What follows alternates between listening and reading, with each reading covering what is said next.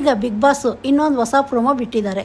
ಇದನ್ನ ನೋಡ್ತಾ ಇದ್ರೆ ಕ್ಲಿಯರ್ ಆಗಿ ಗೊತ್ತಾಗ್ತಿದೆ ಯಾರ್ಯಾರು ಬರ್ತಿದ್ದಾರೆ, ಯಾವ ಥರ ಟಾಸ್ಕ್ಗಳು ಕೊಡ್ತಿದ್ದಾರೆ, ಯಾವ ರೀತಿ ಸೆಲೆಕ್ಟ್ ಮಾಡ್ತಾರೆ. ಈಗ ಇದರಿಂದ ಬಿಗ್ ಬಾಸ್ ಅಗ್ನಿ ಪರೀಕ್ಷೆ ಶೋ ಯಾವ ರೀತಿ ಇರುತ್ತೆ ಅಂತ ಗೊತ್ತಾಗ್ತಿದೆ. ತುಂಬ ಜನ ಕಾಯ್ತಾ ಇದ್ರಿ ಬಿಗ್ ಬಾಸ್ಗೆ ಯಾವೆಲ್ಲ ಸ್ಪರ್ಧಿಗಳು ಬರ್ಬೋದು ಅಂತ. ತುಂಬ ಜನ ತುಂಬ ಹೆಸರುಗಳು ಹೇಳ್ತಾ ಇದ್ರು. ಸೆಲೆಬ್ರಿಟೀಸ್ದು ಯಾರ್ಯಾರೋ ಹೆಸರುಗಳು ಹೇಳಿ. ಮತ್ತು ಬಿಗ್ ಬಾಸ್ ಕಡೆಯಿಂದನೇ ಅಪ್ಡೇಟ್ ಬಂತು ಈ ಸಲ ಕಾಮನ್ ಪೀಪಲ್ ಬರ್ತಾರೆ ಅಂತ. ಕಾಮನ್ ಪೀಪಲ್ ಅಂದರೆ ಯಾವ ರೀತಿ ಇರೋರು ಬರ್ಬೋದು, ಇದನ್ನು ತುಂಬ ಜನ ಕುತೂಹಲದಿಂದ ಕಾಯ್ತಾ ಇದ್ವಿ. ಈಗ ಇದಕ್ಕೆಲ್ಲ ಉತ್ತರ ಸಿಕ್ಕಿದೆ. ಇಷ್ಟು ದಿನದಿಂದ ಬಿಗ್ ಬಾಸ್ ಕಡೆಯಿಂದ ಪ್ರೋಮೋ ಬಿಡ್ತಿದ್ರು, ಆದರೆ ಆ ಪ್ರೋಮೋಗಳಲ್ಲಿ ಯಾವುದು ಕ್ಲಿಯರಾಗಿ ಅಪ್ಡೇಟ್ಸ್ ಕೊಡ್ತಿರ್ಲಿಲ್ಲ. ಈ ಹಿಂದೆ ಬಿಟ್ಟಿದ್ದ ಪ್ರೋಮೋಯಿಂದ ಜಡ್ಜಸ್ ಯಾರ್ಯಾರು ಬರ್ತಾರೆ ಅಂತ ಗೊತ್ತಾಯಿತು. ಆದರೆ ಈಗ ಜಡ್ಜಸ್ ಯಾರು ಬರ್ತಾರೆ, ಕಂಟೆಸ್ಟೆಂಟ್ ಯಾರ್ಯಾರು ಬರ್ತಿದ್ದಾರೆ, ಬಿಗ್ ಬಾಸ್ ಮನೆ ಒಳಗಡೆ ಹೋಗೋದಕ್ಕೆ ಯಾವ ರೀತಿ ಸೆಲೆಕ್ಟ್ ಮಾಡ್ತಿದ್ದಾರೆ, ಈ ಪ್ರೋಮೋದಲ್ಲಿ ಇದ್ರ ಬಗ್ಗೆ ಎಲ್ಲ ಅಪ್ಡೇಟ್ ಇದೆ. ಇವ್ರು ಹೇಳಿರೋ ಪ್ರಕಾರ ಬಿಗ್ ಬಾಸ್ ಮನೆ ಒಳಗಡೆ ಹೋಗೋದಕ್ಕೆ ಮಹಾಯುದ್ಧ ಅಂತ ಹೇಳಿದ್ದಾರೆ. ಇದೇ ಭಾನುವಾರ ರಾತ್ರಿ 9 ಗಂಟೆಗೆ ಶುರು ಆಗ್ತಿದೆ. ಅಗ್ನಿ ಪರೀಕ್ಷೆ ಶೋಗೆ ಬಂದಿರೋ ಸ್ಪರ್ಧಿಗಳು 60 ಜನ ಇದ್ದಾರೆ.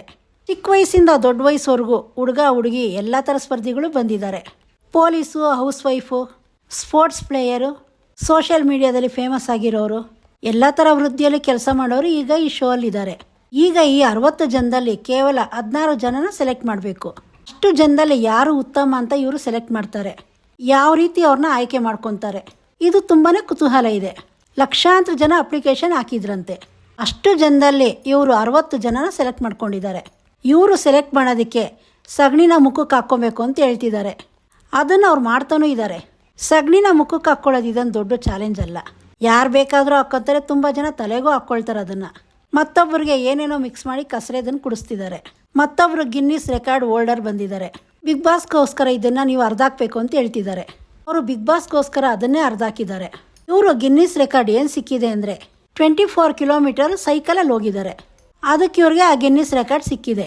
ಇದು ಪ್ರತಿಯೊಬ್ಬರಿಗೂ ಸಿಗಲ್ಲ, ಆದರೆ ಅವ್ರಿಗೆ ಸಿಕ್ಕಿದೆ. ಅದಕ್ಕೆ ಅವಮಾನ ಮಾಡೋ ರೀತಿ ಆಯಿತು. ಗಿನ್ನಿಸ್ ರೆಕಾರ್ಡ್ ಅಂದರೆ ಅದೇನು ಕಮ್ಮಿ ಅಲ್ಲ. ಯಾವ ರೀತಿ ಪ್ರತಿಯೊಬ್ಬರು ಮಾಡೋ ವೃತ್ತಿಗೆ ಮರ್ಯಾದೆ ಕೊಡ್ತಾರೋ, ಬೇರೆದು ಸಿಕ್ತು ಅಂತ ಇನ್ನೊಂದನ್ನು ಅವಮಾನ ಮಾಡೋ ರೀತಿ ಆಯಿತು. ಇದನ್ನು ನೋಡಿ ತುಂಬ ಜನಕ್ಕೆ ಬೇಜಾರಾಗಿರುತ್ತೆ. ಈಗ ಇದಕ್ಕೆ ಅವಮಾನ ಮಾಡಿದ್ದಾರೆ ಅಂದರೆ ಇವರು ಇಂಥವ್ರನ್ನ ಸೆಲೆಕ್ಟ್ ಮಾಡ್ತಾರ ನೋಡೋಣ. ಮತ್ತೊಬ್ಬರಿಗೆ ತಲೆ ಬೋಡಿಸ್ಕೊ ಅಂತ ಹೇಳ್ತಿದ್ದಾರೆ. ಕೂದಲು ಹೋದರೆ ಮತ್ತೆ ಬರುತ್ತೆ, ಅದಕ್ಕೆ ತಲೆ ಬೋಡಿಸ್ಕೊಳ್ತಾರೆ. ಆದರೆ ಆ ಕೂದಲು ಮತ್ತೆ ಬರಲ್ಲ ಅಂತ ಗೊತ್ತಾಗಿದ್ದರೆ ಅವ್ರ ತಲೆನ ಬೋಡಿಸ್ಕೊಳ್ತಾ ಇರಲಿಲ್ಲ. ಇದನ್ನು ತುಂಬ ಜನ ಮಾಡ್ತಾರೆ. ಇದರಲ್ಲಿ ಇವ್ರು ಏನು ಮಾಡ್ತಿದ್ದಾರೆ ಅಂದರೆ ಅರ್ಧ ಮೀಸೆ ಅರ್ಧ ತಲೆ ಬೋಡಿಸ್ತಿದ್ದಾರೆ. ಈಗ ಸೋಷಿಯಲ್ ಮೀಡಿಯಾದಲ್ಲಿ ಇವನು ತುಂಬಾ ಫೇಮಸ್ ಆಗಿದ್ದಾನೆ. ಎಲ್ಲೋದ್ರೂ ಅಮುಕು ಡುಮುಕು ಅಂತ ಹೇಳ್ಕೊಂಡು ಇವನು ಫೇಮಸ್ ಆಗಿದ್ದಾನೆ. ಇವನು ಬಿಗ್ ಬಾಸ್ಗೆ ಬಂದಿದ್ದಾನೆ. ಸಂಗೀತನ ಇಂಪ್ರೆಸ್ ಮಾಡಬೇಕು ಅಂತ ಇವನ್ನ ಕೇಳ್ತಿದ್ದಾರೆ. ಇಲ್ಲಿ ಯಾರನ್ನೂ ಇಂಪ್ರೆಸ್ ಮಾಡೋಕ್ಕೆ ಬಂದಿಲ್ಲ ಅಂತ ಹೇಳ್ತಿದ್ದಾನೆ. ನಾನು ಹಿಂಗೆ ಇರೋದು, ನಾನು ಹಿಂಗೆ ಹೋಗೋದು, ಇದಕ್ಕೆ ವಿನಯ್ ಆಗಲ್ಲ ಅಂದರೆ ಹೋಗ್ತಿರೋ ಅಂತ ಹೇಳ್ತಿದ್ದಾನೆ. ಯಾಕಂದರೆ ಬಿಗ್ ಬಾಸ್ ಅಂದರೆ ವ್ಯಕ್ತಿತ್ವದ ಆಟ. ಇದರಲ್ಲಿ ಅವ್ರ ತನನ ಅವ್ರು ಬಿಟ್ಕೊಡ್ಕೂಡ್ದು. ಅವ್ರು ಹೆಂಗಿದಾರೋ ಹಂಗೆ ಇರಬೇಕು, ಬೇರೆಯವ್ರಿಗೋಸ್ಕರ ಬದಲಾಗ್ಕೂಡ್ದು. ಈ ರೀತಿಯೆಲ್ಲ ಮೊದಲಿಂದ ಹೇಳ್ಕೊಂಡು ಬರ್ತಾನೆ ಇದ್ದಾರೆ. ತುಂಬ ಜನ ಸೆಲೆಕ್ಟ್ ಆಗಬೇಕು ಅಂದರೆ ಈ ರೀತಿಯೇ ಇರಬೇಕು ಅಂತ ಅನ್ಕೊಂಡು ಬಂದಿರ್ತಾರೆ. ಅದಕ್ಕೆ ಅವನು ಪಾಪ ನಾನು ಇರೋದೇ ಹಿಂಗೆ, ನಾನು ಯಾರು ಇಂಪ್ರೆಸ್ ಮಾಡೋಕ್ಕೆ ಬಂದಿಲ್ಲ ಅಂತ ಹೇಳ್ತಿದ್ದಾನೆ. ಆದರೆ ಅದು ಅವನು ಅಂದ್ಕೊಂಡಿರೋ ಥರ ಅಲ್ಲ. ಅವ್ರು ಸುಮ್ಮನೆ ಆ ರೀತಿ ಹೇಳೋದು. ಅವ್ರ ವ್ಯಕ್ತಿತ್ವನ ಬಿಟ್ಕೊಡದೆ ಇರೋರನ್ನ, ಮಧ್ಯದಲ್ಲಿ ಹೋಗಿರೋರನ್ನ ತುಂಬ ಜನ ನೋಡಿದ್ದೀವಿ. ಇದಕ್ಕೆ ಒಳ್ಳೆ ಎಕ್ಸಾಂಪಲ್ ಅಂದರೆ ಧರ್ಮ ಕೀರ್ತಿರಾಜು. ಮತ್ತೆ ಅವನು ಯಾರನ್ನೂ ಇಂಪ್ರೆಸ್ ಮಾಡೋಕ್ಕೆ ಬಂದಿಲ್ಲ ಅಂತ ಹೇಳ್ತಿದ್ದಾನೆ.